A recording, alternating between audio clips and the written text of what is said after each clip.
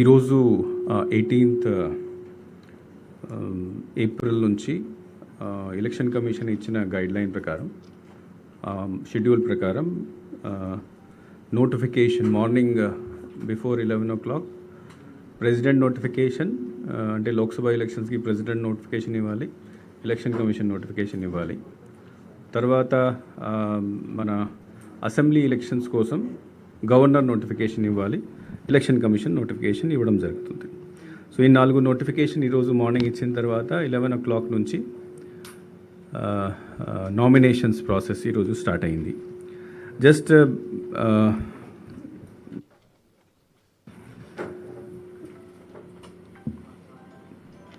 అంటే మన election conduct of election schedule ఒకసారి మళ్ళీ I would like to tell you so that దీని తర్వాత మిగతా డిస్కషన్స్ ఒక పర్స్పెక్టివ్లో వస్తాయి. సో ఈరోజు నోటిఫికేషన్ ఇచ్చిన తర్వాత నామినేషన్ ప్రాసెస్ స్టార్ట్ అయింది. ఆ నామినేషన్ అంటే మార్నింగ్ 11 నుంచి 3 వరకు ఈ రోజు నుంచి except public holidays nomination accept చేయడం జరుగుతుంది at the prescribed place.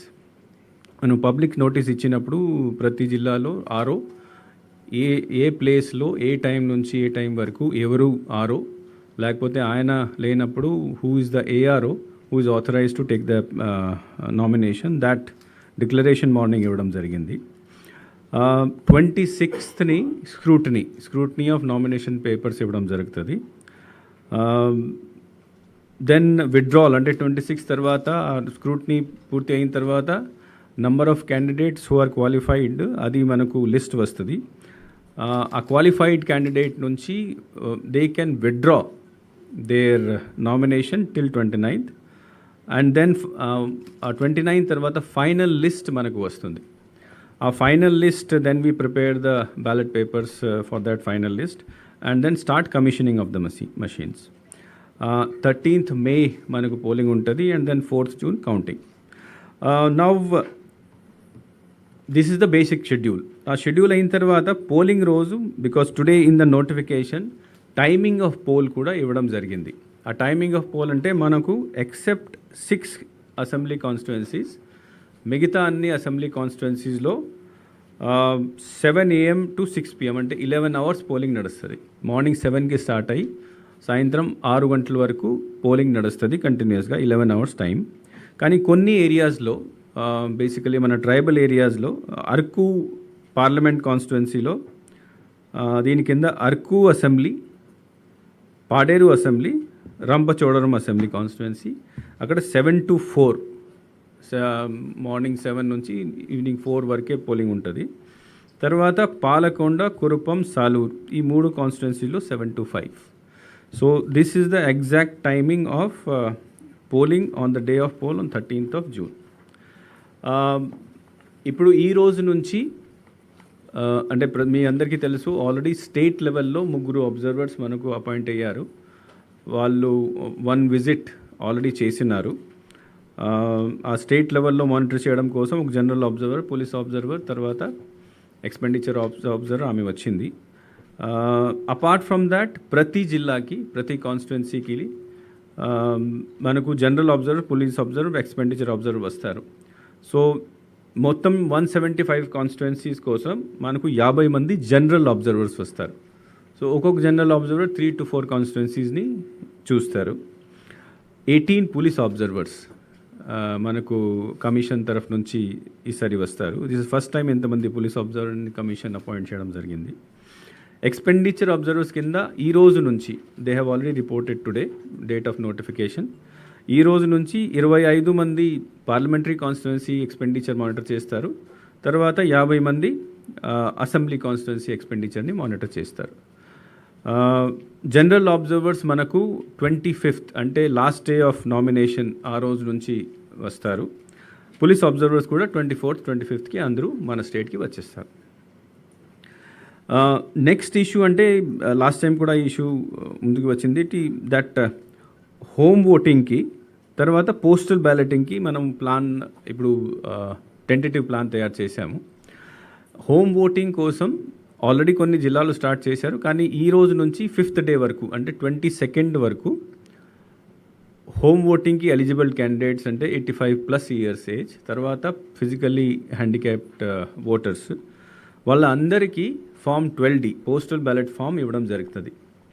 Postal ballot form ఇచ్చిన తర్వాత వాళ్ళు స్పెసిఫిక్ కన్సెంట్ ఇవ్వాలి, సంతకం పెట్టి. సో కన్సెంట్ ఇచ్చి మేము హోమ్ ఓటింగ్కి ఆప్షన్ ఇస్తున్నాము, లేకపోతే మేము హోమ్ ఓటింగ్కి ఆప్షన్ మాకు అవసరం లేదు, we will come to vote for at the polling station. So ఈ ఆప్షన్స్ ఫామ్ ఇవ్వడం, ఫామ్లో ఆప్షన్ తీసుకొని ఇది ఆర్ఓకి పంపించడం, ఈ ప్రాసెస్ స్టార్ట్ అయింది ఈ రోజు నుంచి. కొన్ని జిల్లాల్లో 12th నుంచి కూడా చేశారు, బట్ 22nd వరకు నడుస్తుంది. సో 22ndకి ఎంతమంది మనకు హోమ్ ఓటింగ్ కింద ఆప్షన్ ఇచ్చారో మన ఎగ్జాక్ట్ మనకు తెలుస్తుంది. ఇప్పుడు ఉన్న ఫిగర్స్ ప్రకారం ప్రస్తుతం అయితే 7 lakh అరౌండ్ 2,12,000 18+ ఓటర్స్, తర్వాత 5,30,000 మనకు పీడబ్ల్యూడి ఓటర్స్ ఉన్నారు. కాబట్టి దాంట్లో నుంచి ఎంతమంది హోమ్ ఓటింగ్కి ఆప్షన్ ఇస్తారు 22nd ఎగ్జాక్ట్ నెంబర్ మనకు తెలుస్తుంది. రేపు from tomorrow onwards we'll also tell you, అంటే మనకు ఫిగర్స్ వచ్చిన తర్వాత దట్ ఎంతమంది ఫామ్స్ ఇచ్చాము, ఎంతమంది ఆప్షన్ ఇచ్చారు. నెక్స్ట్ మనకు ఫామ్స్లో ఆప్షన్ ఇచ్చిన తర్వాత వాళ్ళ కోసం ఒక ప్రోగ్రామ్ తయారు చేసేసి పోలింగ్ టీం వాళ్ళ ఇంటికి వెళ్తుంది. సో ఈ కేటగిరీ వాళ్ళని అందరినీ మనం అబ్సెంటీ ఓటర్స్ అంటాము. మన by 2nd hour because what happen the 29th final list తయారు చేసిన తర్వాత మళ్ళీ ఓటింగ్ మషీన్ మీద ఏం బ్యాలెట్ పేపర్ వేసుకోవాలి ఆ కరెక్ట్ ప్రింట్ చేయడం జరుగుతుంది. తర్వాత పోస్టల్ బ్యాలెట్ కోసం కూడా ప్రింటింగ్ చేయడం జరుగుతుంది. ఆ ప్రింటింగ్ అంతా 30th లేదా 1st వరకు postal ballots as well as ballots for machines ready అవుతాయి. 30th వరకు మనం ప్లాన్ చేస్తున్నాము. ఆ రెడీ అయిన తర్వాత మషీన్ కమిషనింగ్ ఇవన్నీ జరుగుతుంది. But by 1st we will have postal ballot in our hand. So 2nd నుంచి అబ్సెంటీ ఓటర్ 2nd నుంచి 10th వరకు జిల్లాల్లో వాళ్ళ పరిస్థితిని చూసుకొని from 2nd onwards to 10th onwards ఈ అబ్సెంటీ ఓటర్స్కి డైలీ ప్లాన్ తయారు చేసేసి పోలింగ్ టీమ్స్ వెళ్ళి ఇంటిలో హోమ్ ఓటింగ్ చేయడం జరుగుతుంది. తర్వాత పోలింగ్ పర్సనల్కి కూడా, అంటే ఆల్ దోస్ పీపుల్ మనకు సుమారుగా 3 లక్షల మంది పోలింగ్ డ్యూటీకి వస్తారు. ఆ పోలింగ్ డ్యూటీకి వచ్చిన వాళ్ళందరికీ మనకు పోస్టల్ బ్యాలెట్ ఫెసిలిటీ ఇవ్వాలి. సో వాళ్ళకి ఇప్పుడు ట్రైనింగ్ ఆల్రెడీ స్టార్ట్ అయింది, అందరికీ ఫామ్ 12 కూడా ఇవ్వడం జరిగింది. వాళ్ళు డీటెయిల్స్ ఇచ్చిన తర్వాత ఆర్ఓ వాళ్ళ కోసం పోస్టల్ బ్యాలెట్స్ తయారు చేసేసి అన్ని వాళ్ళ సంబంధించి ఆర్ఓకి పంపిస్తారు. అండ్ దెన్ ఈ ఫెసిలిటేషన్ సెంటర్లో ప్రతి రిటర్నింగ్ ఆఫీసర్ వాళ్ళ ఆఫీస్లో లేకపోతే ఒక సమ్ కన్వీనియంట్ ఆఫీస్లో they will arrange a facilitation centre. ఆ facilitation centre nothing but a polling booth లాంటివి ఉంటుంది, where these government employees who are going for polling duty అక్కడ వచ్చేసి పోస్టల్ బ్యాలెట్ ద్వారా వాళ్ళు ఓట్ కాస్ట్ చేయడం జరుగుతుంది. సో ఈసారి nobody will be given by post only service ఎలక్టర్స్కి వెళ్తుంది. ఆ సర్వీస్ ఎలక్టర్స్ మనకు 67,000 ఉన్నారు. సో వీళ్ళు వేరే ప్రాంతాల్లో ఇండియాలో ఉంటారు కాబట్టి only those people will get by post. అది కూడా ఇప్పుడు ఈటీపీబీఎంఎస్ ద్వారా ఆన్లైన్ వెళ్తుంది. బట్ ఎవ్రీబడి ఎల్స్, ఆల్దో మనం పోస్టల్ బ్యాలెట్ అంటాము కానీ ఎవరు పోస్ట్ ద్వారా ఓట్ చేయరు. దే విల్ పోలింగ్లో ఉన్న డ్యూటీ పర్సన్స్ ఫెసిలిటేషన్ సెంటర్లో ఓటింగ్ చేస్తారు. అది 5th నుంచి 10th వరకు మన జిల్లాల్లో ప్లాన్ చేసుకుంటారు. కొన్ని జిల్లాలు ముందు చేస్తారు, కొన్ని జిల్లాలు తర్వాత చేయొచ్చు. దెన్ ఈ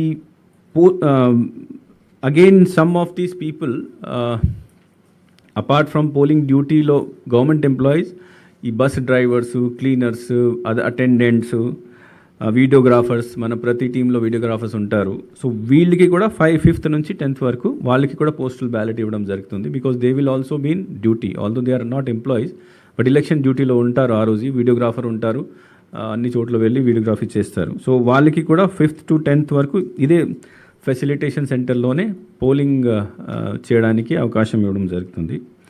తర్వాత ఎసెన్షియల్ సర్వీసెస్లో ఉంటారు, దాంట్లో కొంతమంది మన పత్రికా మిత్రులు కూడా ఉన్నారు. సో వాళ్ళ కోసం కూడా సెపరేట్గా పోస్టల్ ఓటింగ్ సెంటర్ ఏర్పాటు చేయడం జరుగుతుంది. దే విల్ ఆల్సో టెంటేటివ్గా 5th నుంచి 10th లోపల ఈ అంతా ప్రాసెస్ పూర్తి చేయడం జరుగుతుంది. సో ఈ షెడ్యూల్ కొన్ని జిల్లాల్లో పైకి కింద ఉండొచ్చు, but by 10th all these postal balloting process will be over in all the districts. Now మనకు ఇప్పుడు ఈరోజు ఉన్న ఫిగర్స్ ప్రకారం మొత్తం requirement of polling person is 5,26,000. అంటే మన స్టేట్లో 5,26,000 people would be involved in the polling process, which includes polling డ్యూటీలో ఉన్న వాళ్ళు 3,30,000 మంది ఉంటారు. తర్వాత ఈ మైక్రో అబ్జర్వర్స్, బిఎల్ఓలు, పోలీస్ కింద 1,14,000 మంది ఉంటారు. So tentative figure is 5,26,000. కానీ దీంట్లో వీ హ్యావ్ నాట్ యాడెడ్, ఇప్పుడు మన రాష్ట్రానికి 300 కంపెనీస్ వస్తాయి బయట నుంచి సిపిఎంఎఫ్. దాంట్లో 100 కంపెనీస్ ఆల్రెడీ వచ్చినాయి. సో ఈ 300 కంపెనీస్ కలిస్తే మళ్ళీ సుమారుగా 25,000 వీళ్ళు కూడా ఉంటారు. ప్రతి కంపెనీలో 80 to 90 people would be there. So సుమారుగా 25,000 these people would be there. So almost 5.5 lakh people would be on poll duty on the day of poll on 13th of May.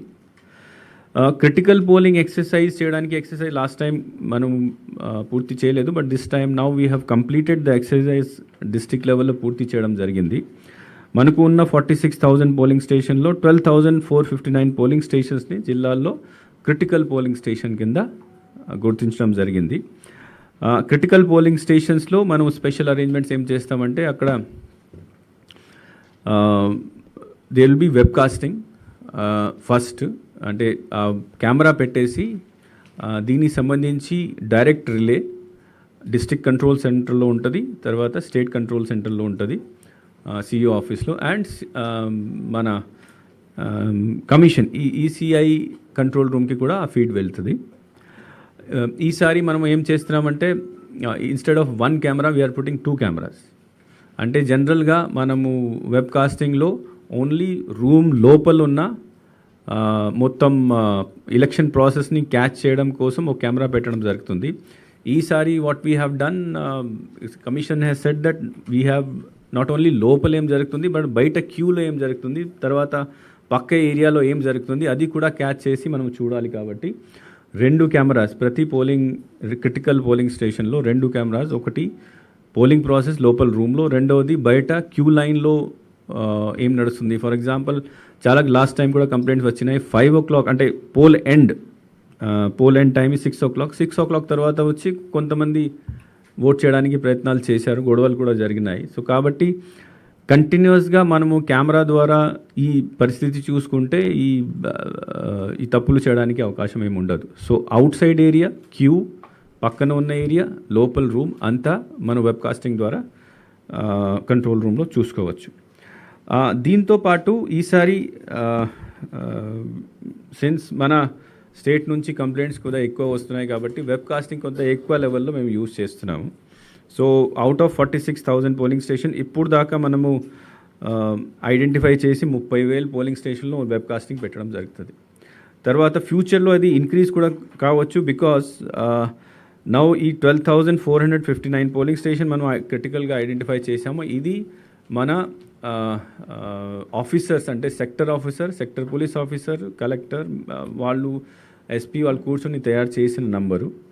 కానీ ఇంకా దీంట్లో క్యాండిడేట్ ఒకసారి వచ్చిన తర్వాత క్యాండిడేట్ వరీ లిస్ట్ కూడా చూసుకోవాల్సి ఉంటుంది. ఒకసారి క్యాండిడేట్ నామినేట్ అయిన తర్వాత he might be having his own doubts, వాళ్ళ సొంత డౌట్స్ ఉంటాయి కి ఫలానా పోలింగ్ స్టేషన్లో ఏదో ఆయనకి డౌట్ ఉంది, things may not happen properly. కాబట్టి ఆ లిస్ట్ ఇచ్చిన తర్వాత మళ్ళీ దీన్ని వెరిఫై చేసి ఈ నంబర్ ఇంక్రీజ్ జనరల్గా అవుతుంది. సో క్యాండిడేట్ వరీ లిస్ట్ని కూడా చూసిన తర్వాత final figure of polling station అబ్జర్వర్లు, కలెక్టర్, ఎస్పీ డిసైడ్ చేస్తారు. నౌ ఇంకొకటి ఈ మధ్యలో police observer, state police observer, ముగ్గురు అబ్జర్వర్స్ వచ్చిన తర్వాత ఒక ఇష్యూ మీద వాళ్ళు చాలా క్లారిటీతో మాకు చెప్పారంటే liquor has to be controlled. ఈ లిక్కర్ని కంట్రోల్ చేయాలంటే మీరు you are doing flying squad ద్వారా లేకపోతే బార్డర్ చెక్ పోస్ట్లో చెక్ చేస్తున్నారు, పట్టుకుంటున్నారు. కానీ యాక్చువల్గా ఫ్యాక్టరీ నుంచి టు చెక్ ద లీకేజ్ అంటే ఫ్యాక్టరీ నుంచి గోడౌన్కి వెళ్ళినప్పుడు గోడౌన్ నుంచి షాప్కి వెళ్తే మధ్యలో లీకేజ్ అవ్వడానికి అవకాశం ఉంది కదా. సో దీన్ని ఎలా చెక్ చేస్తారు? సో వాళ్ళ డైరెక్షన్ ఇచ్చిన తర్వాత ನಾವು కొత్త సిస్టమ్ మనం పెట్టాము. ఒకటి, ప్రతి ఫ్యాక్టరీ అంటే ప్రతి డిస్టిలరీ ఎక్కడెక్కడ లిక్కర్ తయారవుతుందో, liquor, beer, primary also, primary అంటే where alcohol ready, extra neutral, ఈ లిక్కర్ కోసం కావాల్సిన రా మెటీరియల్ తయారవుతుంది.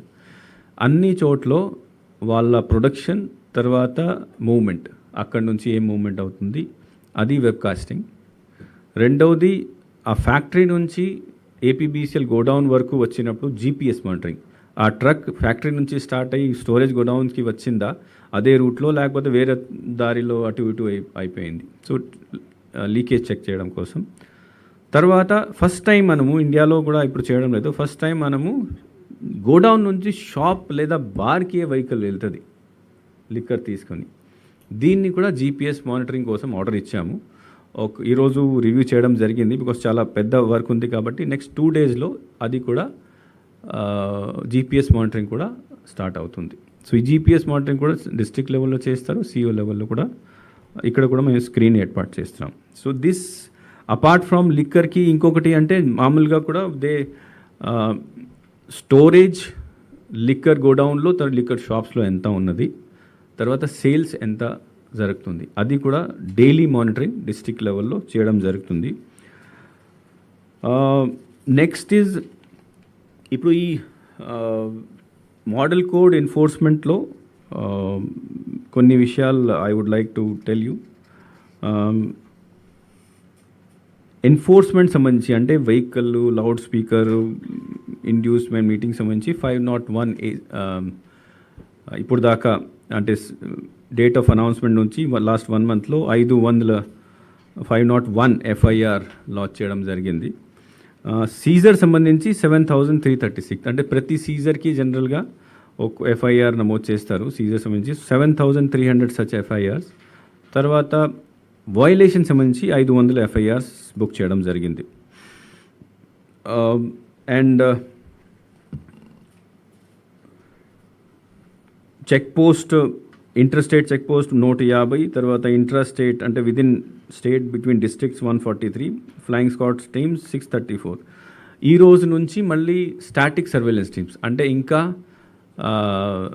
Stationery check post within the district. ఇప్పుడు ప్రస్తుతం మనకు చెక్ పోస్ట్ ఉండి బార్డర్లే ఉన్నాయి, ఇంటర్ స్టేట్ బార్డర్లో లేదా ఇంటర్ డిస్ట్రిక్ట్. ఇప్పుడు within district also stationary check post పెడతారు. ప్రతి అసెంబ్లీ కాన్స్టిట్యున్సీలో మినిమం 3 పెడతారు. సో అరౌండ్ 500 కొత్త స్టేషనరీ చెక్ పోస్ట్ కూడా ఈ రోజు నుంచి అంటే డేట్ ఆఫ్ నోటిఫికేషన్ నుంచి ఇంప్లిమెంటేషన్లో వస్తాయి. సో ఇప్పుడు మనము almost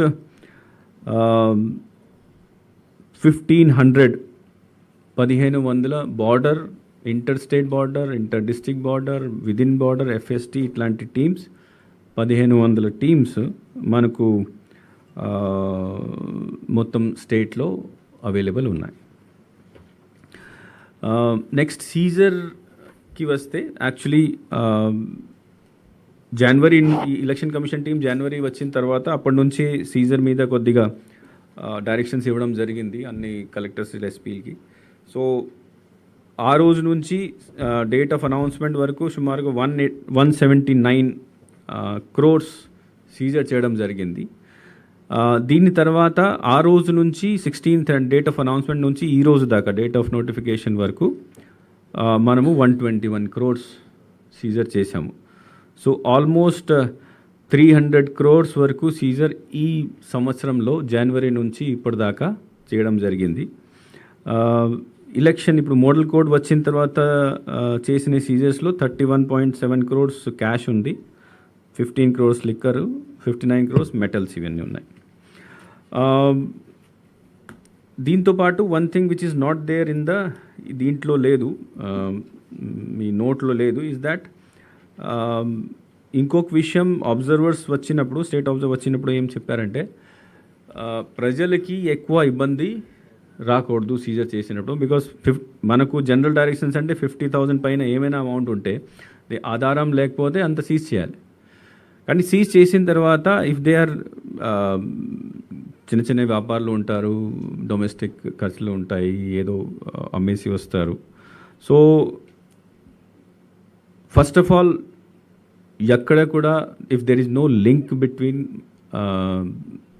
any political candidate or party or it is not link to any other crime, then కొత్త ఎస్సీపీ మనం ఏమి ఇచ్చామంటే దీనిపైన ఇమీడియట్గా కేసు బుక్ చేయకూడదు, ఎఫ్ఐఆర్ బుక్ చేయకూడదు. బికాజ్ ఎఫ్ఐఆర్ బుక్ చేస్తే మళ్ళీ ట్రేడరు లేదా మనిషి అటు ఇటు పోలీస్కి తిరగాల్సి ఉంటుంది. కాబట్టి first of all FIR book FIR only on those cases where there is a clear link between the money and political party or candidate and or any other crime. Book చేయకుండా seize చేసేసి let it be send to grievance committee. Grievance committee కూడా రోజు 2 సార్లు కూర్చోవాలి.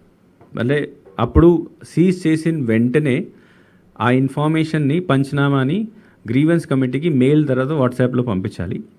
దాంట్లో ఆ మనిషి phone number కూడా ఇవ్వాలి. అండ్ దెన్ గ్రీవెన్స్ కమిటీ నుంచి వాళ్ళే ఒక మనిషిని ఇక్కడ కూర్చోపెట్టి ఫోన్ చేసేసి, బాబు మీరు ఇక్కడ వచ్చేయండి, ఏమైనా ఆధారం ఉంటే తీసుకువచ్చేయండి, ఈ రోజు ఆన్ ద సేమ్ డే 2 సార్లు మీటింగ్, 2 మీటింగ్స్ ప్రతిరోజు డిస్ట్రిక్ట్ గ్రీవెన్స్ కమిటీని ఏర్పాటు చెప్పడం జరిగింది. 11 o'clock, again is night 6 o'clock.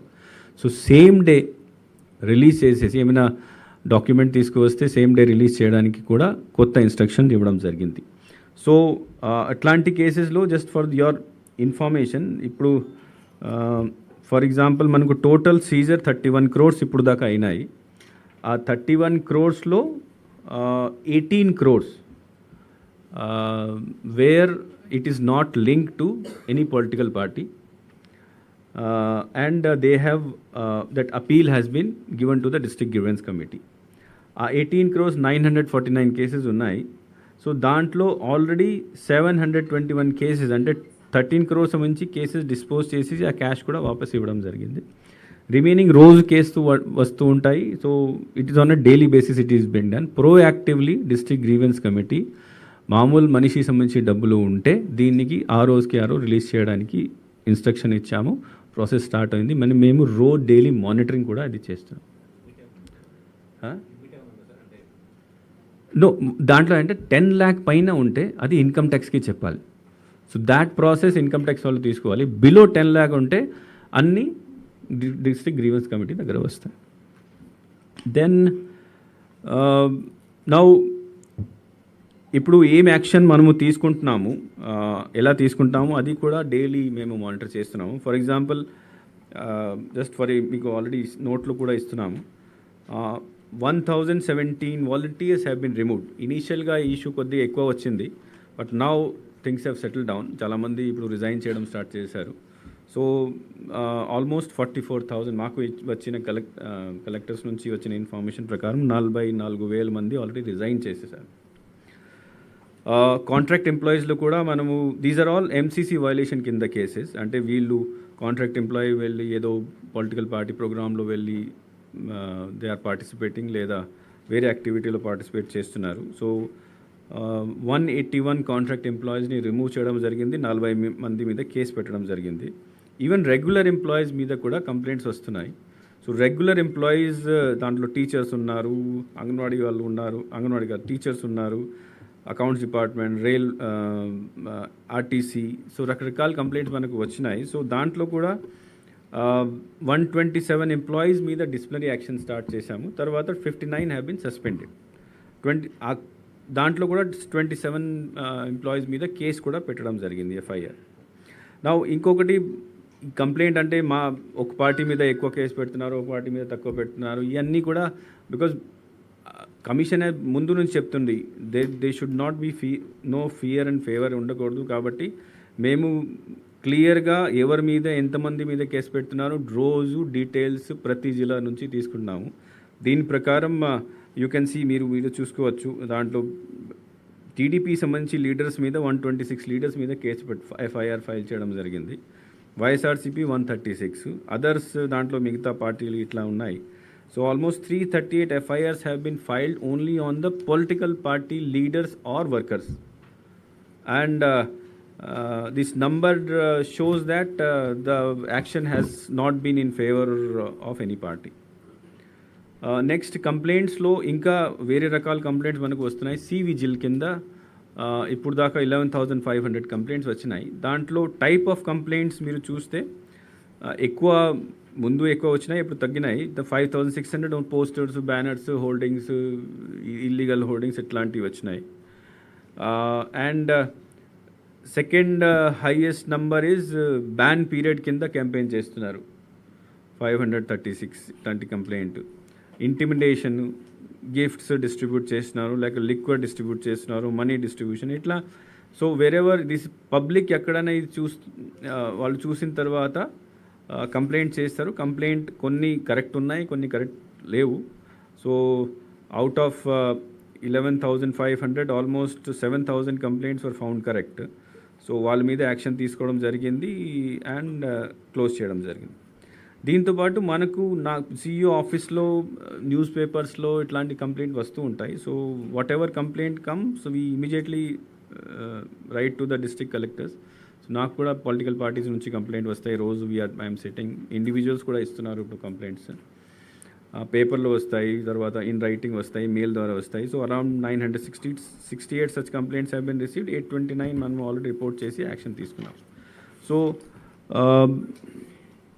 These are the major things regarding action taken.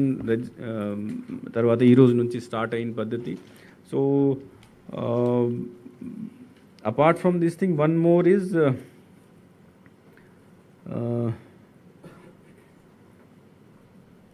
yeah. So from my side, these are the things. Now I open out.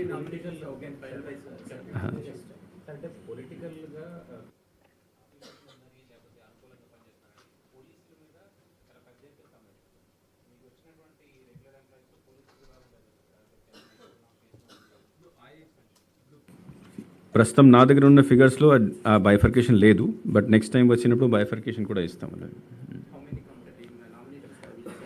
No, that figure will come ఇంకా, because nomination వస్తాయి. Nomination వచ్చిన తర్వాత దీన్ని upload చేయాలి. Upload చేసేసి అప్పుడు exact figure ఉంటుంది. And it will take another 1 or 2 hours for us to give the number. So by 7:30 or 8 o'clock I can send me వాట్సాప్లో అందరికీ పంపించేస్తాను.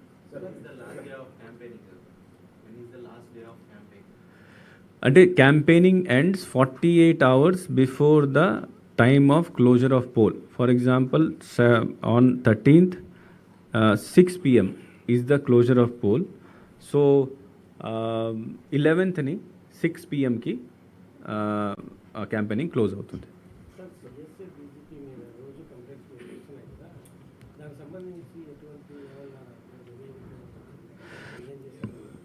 అంటే కంప్లైంట్స్ మనకు రోజు డిఫరెంట్ క్యాడర్స్ మీద వస్తూ ఉంటాయి. సీనియర్ ఆఫీసర్స్ మీద కంప్లైంట్ కూడా వచ్చింది, ఎలక్షన్ కమిషన్కి వెళ్ళింది. ఎలక్షన్ కమిషన్ వాళ్ళ ఇట్లాంటి కంప్లైంట్స్ మీద రియాక్ట్ అవ్వడానికి దే యూజ్ డిఫరెంట్ మెథడ్స్. అంటే they have their own method of enquiry in to this complaint. They have intelligence inputs on these complaints. Then they send a complaint to CEO office to get the explanation from the concerned officer. So ఈ senior officers మీద వచ్చిన కంప్లైంట్లో explanation తీసుకోవడం కోసం నాకు వచ్చింది. I have taken the explanation from all the officers and send it to the commission. Commission ఈ explanation చూసిన తర్వాత వాళ్ళ పద్ధతిలో ఎట్లా ఎంక్వైరీ చేస్తారు, ఇంటెలిజెన్స్ ఇన్పుట్ తీసుకుంటారు. They will take their own decision. So we have to wait for their decision.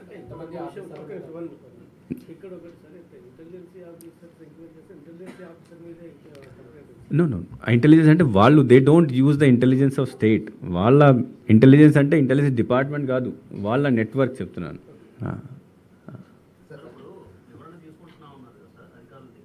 Yes,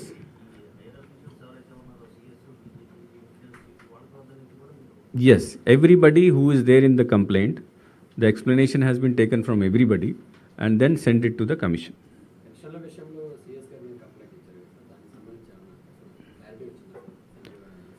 అంటే that also ECI ki one party has given complaint or one leader has given complaint that pension విషయంలో they could have done through directly house చేసి ఉండొచ్చు. తర్వాత inconvenience వల్ల కొంతమంది చనిపోయారు. ఆ report కూడా త్రూ ద డిపార్ట్మెంట్ కన్సర్న్ ఏముంది ఆ డీటెయిల్ ఎక్స్ప్లెనేషన్ వాళ్ళతో అడగడం జరిగింది. ఆ డీటెయిల్ ఎక్స్ప్లెనేషన్ కూడా ఎలక్షన్ కమిషన్కి పంపించడం జరిగింది. దెన్ అంటే ఇన్యాక్షన్ విషయంలో ఈసీ లేట్గా నిర్ణయాలు తీసుకుంటుంది, డెసిషన్ తీసుకుంటుందన్న వాదన ప్రజల్లో ఉండదంటారా దీనివల్ల? అంటే one thing you see, when you take an action then you cannot take action on the basis of simple complaint. నేను కంప్లైంట్ ఇచ్చాను కాబట్టి యాక్షన్ తీసుకోలేదు కాబట్టి ఏం చేయడం లేదు, this is not correct. And when it relates to senior officers then ఇంకా జాగ్రత్తగా తీసుకోవాలి. ఎలక్షన్ కమిషన్ ఫస్ట్ స్టెప్ ఏం కంప్లైంట్ వచ్చినప్పుడు they ask for a factual report they will send it to the state to CEO office నుంచి then who are the persons who are involved in these things వాళ్ళతో explanation అడుగుతాము. Explanation collect చేసిన తర్వాత then a factual report is send to commission. That is only one part of the election commission's process. Second part is that they have their own sources of information where they get it. They have political parties feedback వాళ్ళ దగ్గర ఉంటుంది. They have bureaucratic feedback. They have feedback from intelligence agencies of central government of India. So ఇవన్నీ చూసిన తర్వాత they have to take a decision, and after taking that decision, after reaching a conclusion, then only they will go forward for action.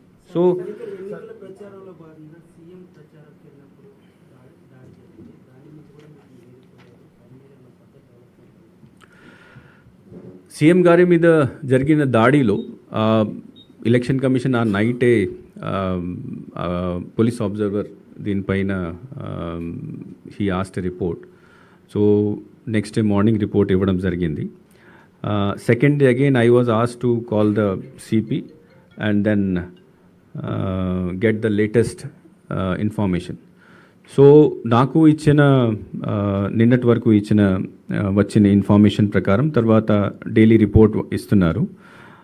What they have said that today anyway they have identified 1 person and they have taken them to court. That person has been identified and then it has been produced before the court. And after producing before the court తర్వాత వాళ్ళ statement magistrate ముందు statements అయిన తర్వాత daily report what they are doing they are sending to me and I'm sending to the police observer. So ఈ అంతా police observer ఆధ్వర్యంలో ఈరోజు ఈ ఎంక్వైరీస్ నడుస్తున్నాయి. And within 2-3 days I think police observer, if he is again coming to our state after 23rd or 24th vastunaru. So he is again personally going to the details and take further action on the thing. But one thing which has been communicated by commission that in this case as soon as possible the person should be caught and he should be trial lo pettali. This is part of the inquiry. Now he has to take magistrate ముందు statements 164 statement ఇవన్నీ ఉంటాయి కదా. Investigation నడుస్తుంది, but logical కన్క్లూజన్కి రావాలి కదా.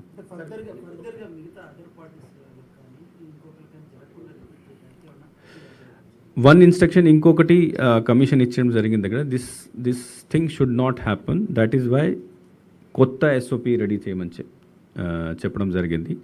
ఓ కొత్త SOP కూడా పోలీస్ తయారు చేసేసి అన్ని జిల్లాల ఎస్పీస్కి పంపించడం జరిగింది. దాంట్లో because there were some lacuna which were identified. For example there was no light was inside the bus, light was not outside the bus, that light. తర్వాత స్పాటర్స్ ఎవరు లేరు. some people were sitting here, there were nobody who were actually seeing the people on the outside. Itlanti 5-6 things were there which were identified, and fresh instructions have been given to all the SPs to take care of the situation. I don't think this such thing will happen again. Sir, VIP సంబంధించిన ఏమన్నా ప్రత్యేకమైన ఇదే VIP కోసం. It is not only just for CM, వివిఐపికి which includes all Z+ protectees, SPG protectees అందరి కోసం fresh instruction police has already given. కొన్ని details మీకు ఇచ్చాము, అన్నీ ఇవ్వలేము బికాజ్ సెక్యూరిటీ ఇష్యూ కాబట్టి. But new instructions have already been given. Commission కూడా ఇన్ఫార్మ్ చేయడం జరిగింది. 1 by 1.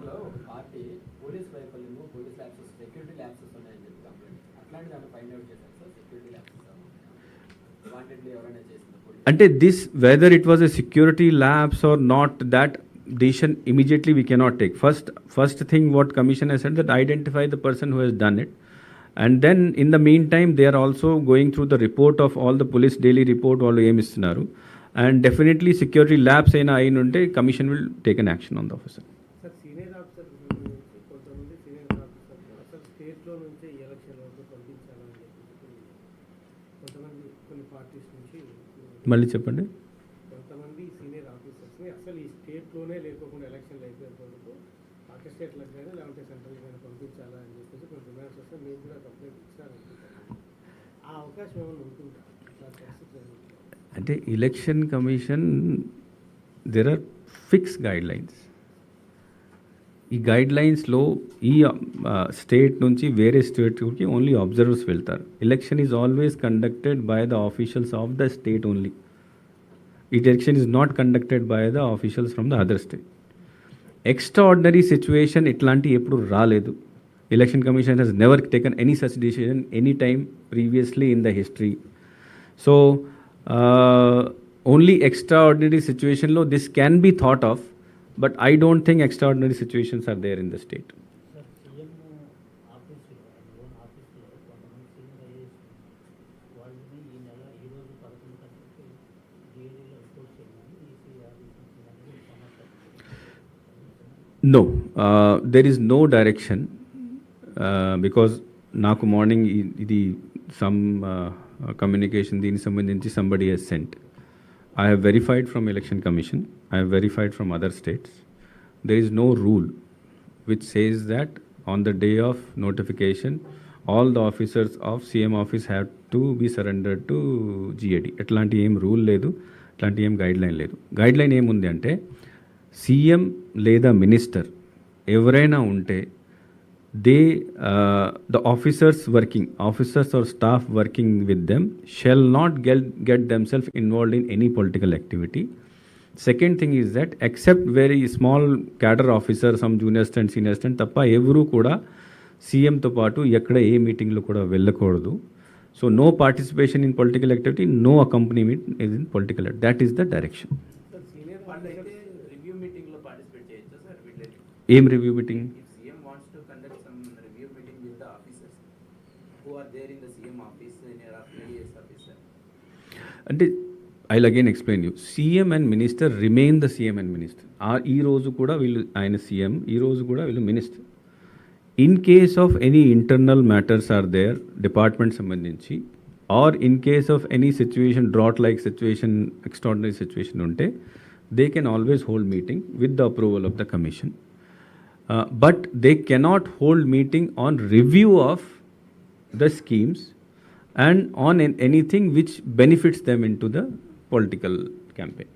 అంటే కొంతమంది సీనియర్ ఆఫీసర్స్ ఇంటర్నల్ పొలిటికల్ వాటిల్లో ఎక్కువ ఇన్వాల్వ్ అవుతున్నారు కంప్లైంట్స్ వస్తుంది. అట్లాంటి కంప్లైంట్స్ మీరు వర్తించాయని అంటే ఇంటర్నల్ కొంతమంది అంటే I have received complaints is only on some senior officers which has been given by some political parties. Apart from that, I have not received any. Names I cannot tell you, you know no names. కొంతమంది నోటీసులు ఇస్తున్నారు కదా sir, వచ్చిన complaints 48 అవర్స్లో reply ఇవ్వాలని చెప్పి TDP president సమాధానం అట్లాంటి రిప్లైస్ ఇస్తున్నారా సార్?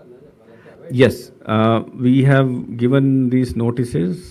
Election Commission దృష్టికి వెళ్ళిన తర్వాత వాళ్ళ డైరెక్షన్స్లో we have given notices to them for using derogatory language, for using defamatory statements. So everybody has replied, all the 3-4 senior leaders, everybody has replied. We are examining that reply, and if it is not found satisfactory, we will report to the commission. We will either give second notice for final notice, or we will report to the commission that they are continuing to do this activity, and then commission will take an action on it.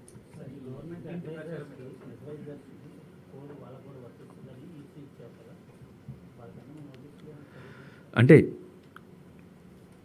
The doubt which CO office నుంచి అక్కడ కమిషన్కి అడిగిందంటే advisers ఉన్నారు, అడ్వైజర్స్కి government నుంచి salary వస్తుంది, benefits వస్తున్నాయి, బండి ఇస్తున్నారు, ఆఫీస్ ఇస్తున్నారు. వాళ్ళు కొంతమంది మినిస్టర్ క్యాడర్లో ఉన్నారు, కొంతమంది వేరే కేటగిరీలో ఉన్నారు. సో వాళ్ళ మీద ఏ రకాల ఎంసీసీ ఇంప్లిమెంట్ చేయాలి అది doubt. Because what happens that ministers ఉంటారు, మినిస్టర్కి శాలరీ వస్తుంది, ఎమ్మెల్యేస్కి శాలరీ వస్తుంది, జిల్లా పరిషత్ చైర్మన్కి శాలరీ వస్తుంది, ఈవెన్ సర్పంచ్కి కూడా కొద్ది అమౌంట్ వస్తుంది. So everybody gets amount, but everybody is eligible.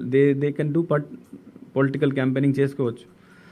Political campaigning without using government facility, government vehicle, government office, they can do it. So వీళ్ళని ఏ దాంట్లో పెట్టాలి? So then and they are not government servant ఉంటే డైరెక్ట్గా action తీసుకోవచ్చు. They are not government servant, but public servant కింద వస్తారు. Because నాకు ₹1 కూడా వస్తాయి గవర్నమెంట్ నుంచి, నేను పబ్లిక్ సర్వెంట్ కింద, పీసీ యాక్ట్ ప్రకారం, ప్రివెన్షన్ ఆఫ్ కరప్షన్ యాక్ట్ ప్రకారం. So then government said that మినిస్టర్స్కి ఏం ఎంసీసీ ఇంప్లిమెంట్ అవుతుంది, same will be applicable to the. That means that they cannot use government vehicle, they cannot use government office for publicity, they cannot use government employees for any work, and privately as a person they can do publicity just like ministers, but without any involvement of any government staff. That is the thing. Sir ఇప్పుడు suspend అయినటువంటి employees కానీ officers కానీ వాళ్ళు ఎన్నికల ప్రచారంలో పాల్గొన్నారు. Suspend అయిన there are 2 things. Volunteers ఉంటే ఆఫీసర్స్, అచ్చా, employees they cannot participate in to elections even after suspension, because conduct రూల్లో ఉంది. కండక్ట్ రూల్ ప్రకారం వాళ్ళు till the time they are in to service, suspend అయినా కూడా సర్వీస్లో ఉన్నారు కదా, is an employee. So he or she cannot participate in any political activity even though he is suspended. The volunteers are not government employees. Adi vaatkondi, volunteers are not government employees. They are not linked with government anyway. They get some 5,000 rupees, and then once they are out, they are not part of government. Because government employee ki, government ki, there is a relationship till they die. After retirement they get pension, and వాళ్ళు కూడా చనిపోయిన తర్వాత వాళ్ళ ఫ్యామిలీకి pension వస్తుంది. So that because government has relationship with that type of relationship, so it continues till they die. But for other people who are not government employees it does not apply. Outsourcing contract వాళ్ళకు కూడా pension రాదు, వాళ్ళ మీద action తీసుకుంటున్నారు. Because they are working for government under some agreement. ఏది? No, you have not understood my point. I am saying volunteers and contract people are not government employees, but they are into agreement with government. 1 year వరకు లేదా 2 year వరకు లేకపోతే till the time they are removed, they work for a single amount, ఏదో amount ఉంటుంది. Once they resign from service or once they are removed from service, government does not have any control over them. Even government employee also, నేను government employee ఉన్నాను, నేను కూడా resign చేసేసి రేపు MLA పోటీ చేసుకోవచ్చు. So once somebody resigns from service or removed from service, I cannot have any control over the life of that person. Sir గవర్నమెంట్కి అనుకూలంగా ఏదైనా మీటింగ్ పెట్టినా కలిసి మాట్లాడుకున్నా కూడా వైలేషన్. ఎస్. గవర్నమెంట్కి వ్యతిరేకంగా మాట్లాడు ఎవరు? ఎవరైనా employees. That is also against conduct rules.